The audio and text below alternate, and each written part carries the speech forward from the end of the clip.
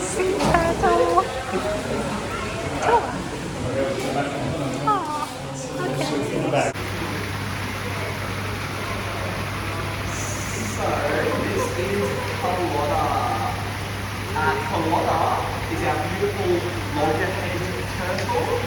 So she's the first and only loggerhead turtle that we've had in the past 20 odd years of having this turtle hospital setup.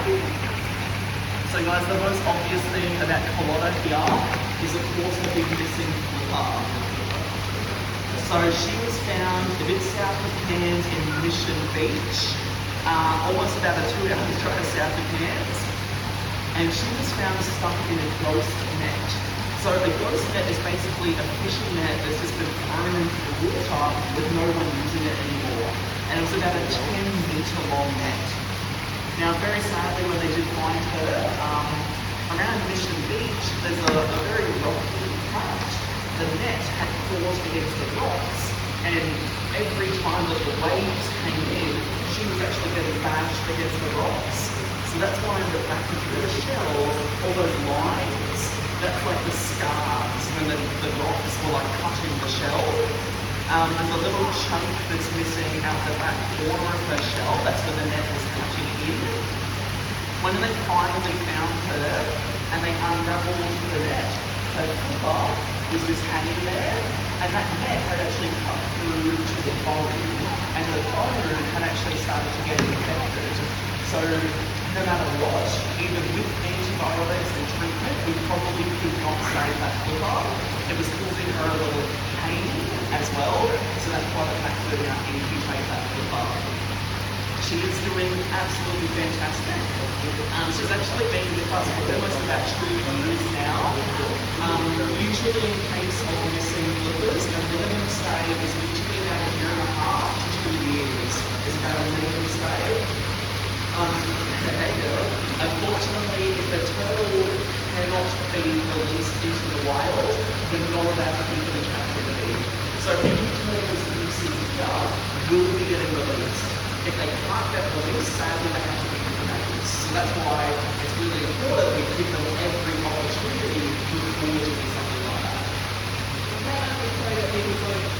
Yeah, there's some sort of legislation with the Marine Park Authority that just about displaying sea turtles to the public. So any time that we can legally show you a sea turtle is if it's in a rehabilitation tank. So for this to be in a public tank, like our shark tank or something, that whole tank would technically have to be a rehabilitation tank. And that's how we can actually legally display it to you. What's quite interesting is when years ago, something might have been chasing her, trying to eat her like a shark or something, because if you look at her flippers, there's little chunks that are missing out of her flippers. So something might have been trying to chase her in the past. We kind of estimate that she's about maybe 13 years old. When she comes up for a breath of air, when she's active, she'll be up and down every couple of minutes.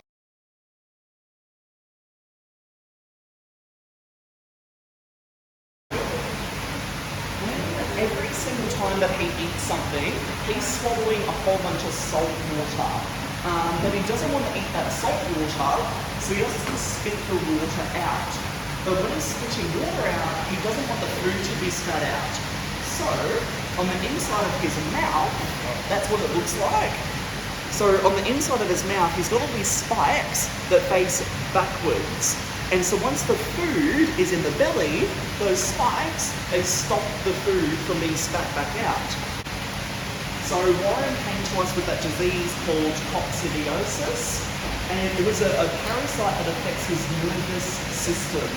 So when he first came to us, he was permanently stuck floating.